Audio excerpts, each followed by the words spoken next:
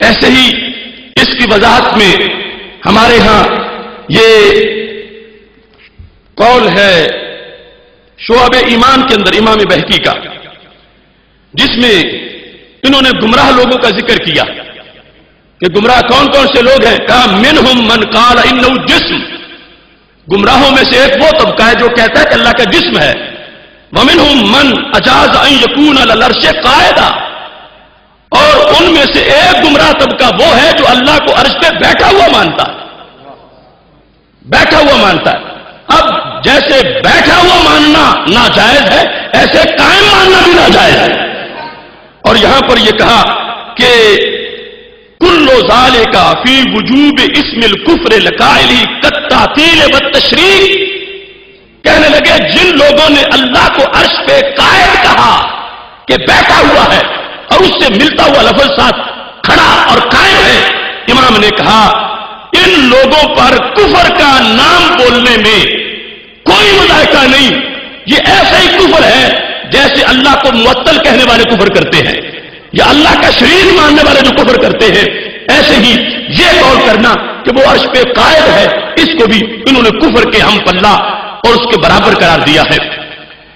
اسی چیز کو ہمارے ائمہ میں سے امام ابن حمام، انہوں نے عقائد کی اپنی کتاب کے اندر یہ ذکر کیا ہے. مسائرہ جس کی شرح مسامرہ ہے، اس کے اندر امام کا قول دیکھو. یہاں پر جو متن ہے اس میں بھی اس چیز کو واضح کیا گیا مسائرہ کے اندر اور پھر شرح کے اندر بھی. متن کیا ہے؟ الرحمن علی العرش استوى. اس کا مطلب کیا ہے؟ بأنہ لیس کاستواء الاجسام علی الاجسام من التمکن والمماسۃ، کہ وہ ایسے نہیں ہے جیسے کوئی چیز مماس ہوتی ہے، مس ہوتی ہے یا تمکن کرتی ہے. اس کو بھی یہاں پر آگے شرح میں کہا گیا والمعنى ان اللہ استوى علی العرش علی الوجه الذي اناہ منزہ عن الاستقرار والتمکن. اللہ استقرار سے بھی پاک ہے اور تمکن سے بھی پاک ہے. یہ ہر دور کے ائمہ اس چیز پر واضح گواہی دے رہے ہیں کہ خالق کائنات جل جلالہ کو متمکن کہنا عرش کے اوپر یہ جائز نہیں ہے.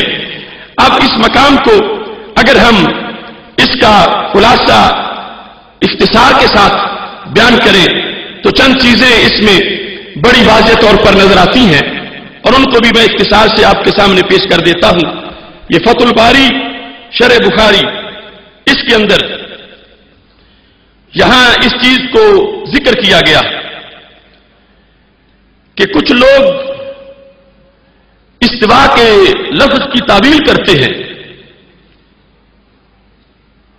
اس تعویل پر بھی یہ راضی نہیں جو استیلا یعنی غلبے کے لفظ کے ساتھ کی جاتی. یعنی اتنا استوا کا ترجمہ استوا کے ساتھ کرنے پر زور دیا جو کنز الایمان میں موجود ہے. اور یہ جلد نمبر 16 ہے، صفحہ نمبر 502 ہے، جس کے اندر یہ تفصیل بیان کی گئی کہ کوئی کہتا ہے معنی الاستواء الاستیلاء، کہ استوا کا معنی استیلا ہے یعنی غالب آنا، پھر عرش پہ غالب ہوا. اور ید کا معنی کچھ لوگ قدرت کرتے ہیں، تو یہ کہتے ہیں کہ یہاں یہ بات ذہن میں رکھی جائے کہ یہ متشابہات میں سے ہے، اور اگر اس طرح کے معنی کیے جائیں گے تو پھر اللہ کی صفت کا ابطال لازم آئے گا. کیونکہ شرح فقہ اکبر کے اندر یہ وضاحت کی گئی ہے کہ ید اللہ کا معنی اگر کوئی ید کا معنی قدرت کرتا ہے، ید کا معنی طاقت کرتا ہے، تو کہتے ہیں اللہ کی صفت کا باطل ہونا لازم آتا ہے. ید کا معنی قدرت کے ساتھ نہ کیا جائے. اور اس پر بھی یہاں جو حضرت امام اعظم ابو حنیفہ کی فقہ اکبر ہے اور اس کی شرح جو ملا علی قاری نے کی ہے، اس فقہ اکبر کے متن کے اندر یہ صفحہ نمبر 37 پر ہے ولا یقال ان یدہ قدرتہ لان فیہ ابطال الصفات، کہ اللہ کے ید کا ترجمہ قدرت سے نہ کیا جائے کیونکہ اس سے اللہ کی صفت کا باطل ہونا لازم آتا ہے.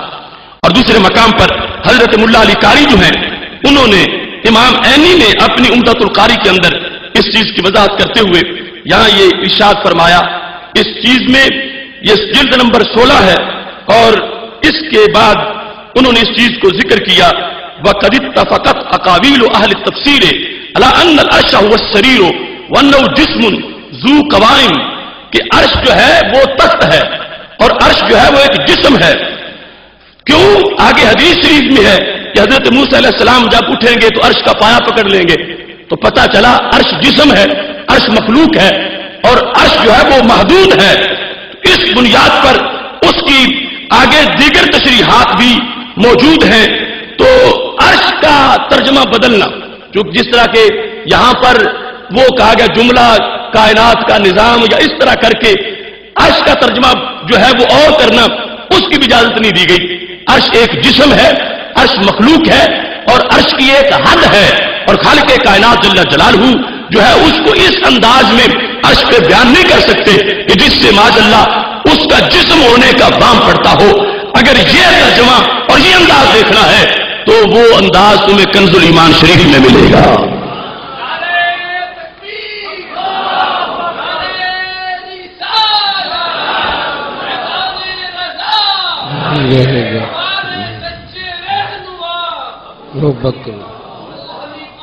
یہاں یہ بات بھی قابل غور ہے کہ ہماری جو دیگر لغات ہیں، کتابیں ہیں، ان کے اندر بھی اس چیز کو بیان کیا گیا. اور انگلش ڈکشنریز کے لحاظ سے بھی اگر ہم تمکن اور متمکن کا معنی دیکھتے ہیں تو وہ بھی اللہ تعالیٰ کی شان کے لائق نہیں بنتا کہ اس طرح ترجمہ کیا جائے، چونکہ اس سے مادہ اور جسم کی معاذ اللہ بو آتی ہے، جو کہ رب ذوالجلال کے بارے میں ایسے الفاظ کا بولنا ہرگز جائز نہیں ہے. غیاث اللغات فارسی کی ہے، اس میں ہے متمکن، مکان گیرندہ، جا گیرندہ، یعنی جگہ پکڑنے والا، مکان پکڑنے والا. اور اسی طرح ہی دوسرے مقام پر یہ لغات کشوری ہے، اس میں اس کا معنی بیان کیا گیا مکان لینے والا. اور انگلش کی لغات کے لحاظ سے اس کے ترجمے میں یہ لکھا گیا فکسڈ، سیٹڈ اور سیٹلڈ، جو کسی جگہ فکس کر دیا گیا ہو، سیٹڈ سیٹ نشین ہو گیا ہو، سیٹ پہ بیٹھ گیا ہو. یہ سارے الفاظ رب ذوالجلال کے بارے میں جائز نہیں ہے. اس واسطے یہ عرفان القرآن وہ ترجمہ ہے جس میں الوہی ادب جو ہے اس کو پیش نظر ان آیات میں نہیں رکھا گیا. رب ذوالجلال کے بارے میں لفظ متمکن بولا گیا، اللہ کے بارے میں لفظ قائم بولا گیا، اور ایسے بھولنے والا کا لفظ جو ہے رب ذوالجلال کے بارے میں استعمال کیا گیا. ہاں یہ بات طے شدہ ہے کہ انشاءاللہ وہ اب آگے تبدیلی کریں گے، چونکہ پہلی ہماری تقریر کے بعد وہ تبدیلی کر چکے ہیں. میرے پاس اس وقت اس کے ثبوت موجود ہیں. ہم نے جو غلطیاں نکالی تھی اس کے لحاظ سے انہوں نے ایک مرتبہ اٹھایا کنز اپنے عرفان القرآن کو مکتبوں سے، اور اب وہ جو اس وقت تھی اس کی ایڈیشن جو تھا یہ وہ پہلا ایڈیشن ہے، یہ بعد والا ہے. اب اس میں وہ مقامات اگلے ہم کسی نشست میں بیان کریں گے کہ ہم نے بہتری ان کے لیے سوچی، اور ہم پہ اعتراض کرتے ہیں انہیں آتا کچھ نہیں، یہ جاہل ہیں، جانتے کچھ نہیں. مگر خدا کا فضل ہے کہ ہم نے جو غلطیاں ان کو بتائی تھی ان میں سے بعض غلطیوں کی انہوں نے اب نئے ایڈیشن میں اتنی اصلاح کر لی ہے. مگر یہ دیکھنا چاہیے کہ ابھی تو پیچھے بہت سے کفریات باقی ہیں، ترجمے کے اندر کفریات باقی ہیں. ترجمہ قرآن کے اندر عرفان القرآن میں کئی کفریات لکھے ہوئے ہیں، اور ان سے توبہ بھی ضروری ہے. اور پھر یہ دیکھنا پڑے گا کہ کس مقام پہ توبہ قبول ہوتی ہے اور کس مقام پہ توبہ قبول نہیں ہوتی. لیکن یہ کوئی نہ سمجھے کہ ہماری ضرب ان تک پہنچتی نہیں. اگر پہنچتی نہ ہوتی تو یہ تبدیلیاں نہ کرتے جو وہ کر چکے ہیں، تاکہ کوئی سی ڈی سنے اور کہے تم نے یہ لکھا ہوا تو ہم کہیں ہم نے تو یہ لکھا ہی نہیں ہے، ہمارا تو یہ ترجمہ ہے.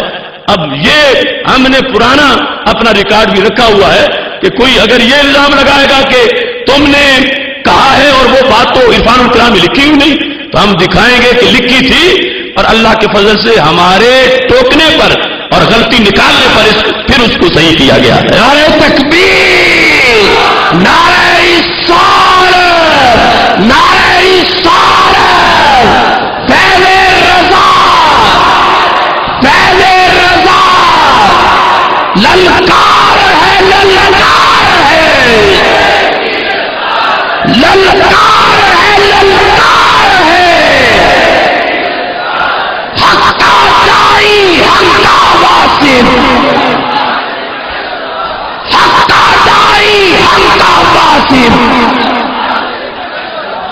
اب جو ہے اس سے آگے شان رسالت کے لحاظ سے عرفان القرآن کا جو انداز ہے وہ بھی قابل اعتراض ہے. اس سلسلہ میں چند باتیں آپ کے سامنے عرض کروں گا. مشہور آیت ہے سورہ نساء کی آیت نمبر 64. وَلَوْ أَنَّهُمْ إِذْ ظَلَمُوا أَنفُسَهُمْ جَاءُوكَ فَاسْتَغْفَرُوا اللَّهَ وَاسْتَغْفَرَ لَهُمُ الرَّسُولُ لَوَجَدُوا اللَّهَ تَوَّابًا رَحِيمًا. اس کا ترجمہ، اور یہ بھی کوئی معمولی بات نہیں، بہت بڑی بات ہے. ترجمہ کے لحاظ سے یہاں پر چند چیزیں میں آپ کے سامنے رکھوں گا اور پتہ چلے گا کہ کنز الایمان واقعی کنز الایمان ہے. یہاں پر دوسرے لوگوں کے ترجمے پہلے سنو. شاہ عبد القادر دہلوی کا ترجمہ. اور اگر ان لوگوں نے جس وقت اپنا برا کیا تھا آتے تیرے پاس، پھر اللہ سے بخشواتے اور رسول ان کو بخشواتا، اللہ کو پاتے معاف کرنے والا مہربان. اس کے بعد اشرف علی تھانوی کا ترجمہ. اور اگر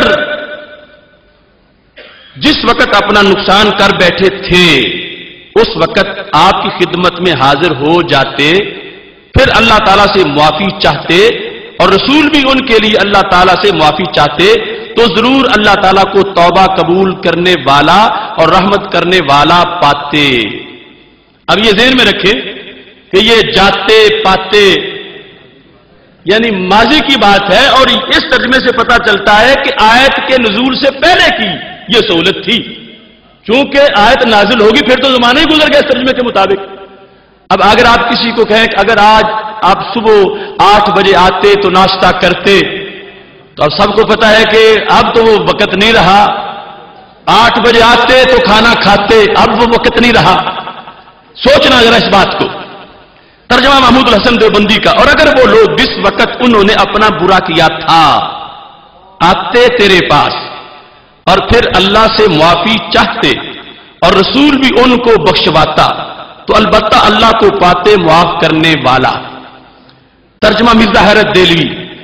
اور یہ لوگ جب اپنے اوپر ظلم کر چکے تھے اس کے بعد بھی تمہارے پاس آتے اور اللہ سے مغفرت چاہتے اور رسول تم بھی ان کی مغفرت چاہتے، تو بے شک وہ اللہ کو معاف کرنے والا مہربان پاتے.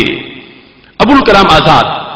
اور جب ان لوگوں نے تمہاری نافرمانی کر کے اپنے ہاتھوں اپنا نقصان کر لیا تھا، تو اگر اسی وقت تمہارے پاس حاضر ہو جاتے اور خدا سے اپنی نافرمانی کی معافی مانگتے، نیز خدا کا رسول بھی ان کی بخشش کے لیے دعا کرتا، تو یہ لوگ دیکھ لیتے کہ خدا بڑا ہی توبہ قبول کرنے والا اور ہر حال میں رحمت رکھنے والا ہے.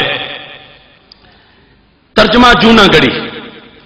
اور اگر یہ لوگ جب انہوں نے اپنی جانوں پر ظلم کیا تھا تیرے پاس آ جاتے اور اللہ تعالیٰ سے استغفار کرتے اور رسول بھی ان کے لیے استغفار کرتے، تو یقیناً یہ لوگ اللہ تعالیٰ کو معاف کرنے والا مہربان پاتے. مودودی. اور اگر انہوں نے یہ طریقہ اختیار کیا ہوتا کہ جب یہ اپنے نفس پر ظلم کر بیٹھے تھے تو تمہارے پاس آ جاتے اور اللہ سے معافی مانگتے اور رسول بھی ان کے لیے معافی کی درخواست کرتا، تو یقیناً اللہ کو بخشنے والا اور رحم کرنے والا پاتے. فتح محمد جلندری. اور یہ لوگ جو جب اپنے حق میں ظلم کر بیٹھے تھے، تو اگر تمہارے پاس آتے اور خدا سے بخشش مانگتے اور رسول خدا بھی ان کے لیے بخشش طلب کرتے، تو خدا کو معاف کرنے والا مہربان پاتے.